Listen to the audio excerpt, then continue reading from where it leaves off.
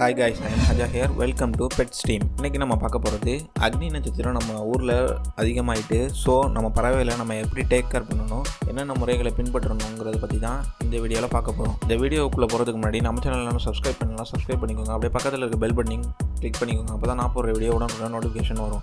அக்னி நட்சத்திர வேல் ஆரம்பமாயிட்டு தேவையில்லாமல் கிளிகள் விற்பனை நிலையத்துக்கு போகிறது, அப்புறம் ஃப்ரெண்ட்ஸ் வீட்டுக்கு உள்ள ஃபார்ம்ஸ்க்கு விசிட் பண்ணிவிட்டு நம்ம ஃபார்ம்ஸுக்கு வர்றது, இப்படி பண்ணிங்கன்னா கண்டிப்பாக நம்ம பறவைகளை அம்மை தாக்குவது ரொம்ப எளிதாகிடும். அது மட்டும் இல்லாமல் ஒரு பறவையை அம்மை தாக்கிட்டுனா அது 2 வாரம் கண்டிப்பாக இருக்கும்.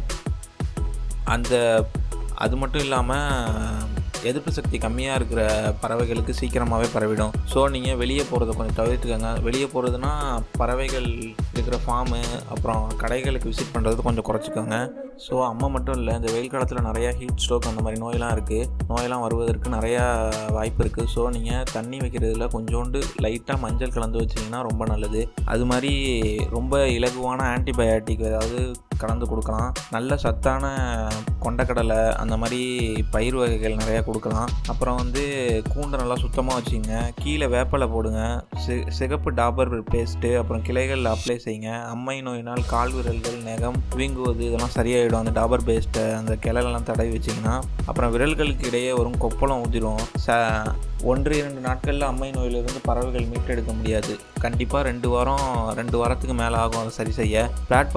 புதிய பிளாட்ஃபாரங்கள்லாம் நல்லா பேப்பர் விரித்து நல்லா சுத்தமாக வச்சுக்கோங்க. வெயில் நேரங்களில் பறவைகள் குளிப்பதற்காக ஒரு தொட்டி இல்லைனா ஒரு பெரிய பாத்திரத்தில் தண்ணி வச்சுருங்க. அது மாதிரி பறவைகள் ரொம்ப நெருக்கடியாக இருக்கிற மாதிரி வச்சுக்காதீங்க.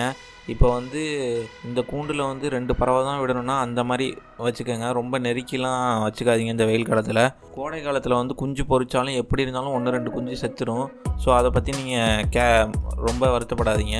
அது மாதிரி இந்த வெயில் காலத்தில் போய் பறவைகளோட குஞ்சை எடுக்கிறது, அந்த குஞ்சை எடுத்திங்கன்னா கண்டிப்பாக தாய் பறவை பயப்படும். ஐயோ இவன் நம்ம குஞ்சை என்ன பண்ண போகிறான். நீங்கள் அதுக்கு டெய்லி பழக்கம் உள்ளவராக இருந்தாலும் அந்த தாய் பறவை கண்டிப்பாக பயப்படும். அதோட ஹார்ட் பீட் ஓவராக இருக்கும். இதனால கூட இந்த வெயில் காலத்தில் பறவைகள் இறப்ப நிறையா வாய்ப்பு இருக்குது. ஸோ இந்த மெத்தடை கண்டிப்பாக ஃபாலோ பண்ணிங்கன்னா இந்த அக்னி நட்சத்திரத்தில் நம்ம பறவைகளை காப்பாற்றலாம். இந்த வீடியோ உங்களுக்கு பிடிச்சிருக்குன்னு நினைக்கிறேன். பிடிச்சிருந்தா லைக் பண்ணுங்கள், ஷேர் பண்ணுங்கள், மறக்காமல் நம்ம சேனலை சப்ஸ்கிரைப் பண்ணுங்கள். அப்படியே பக்கத்தில் இருக்க பெல் பட்டனை கிளிக் பண்ணிக்கோங்க. அப்போ தான் நான் போடுற வீடியோ உங்களுக்கு நோட்டிஃபிகேஷன் வரும். தேங்க்யூ ஃபார் வாட்சிங்.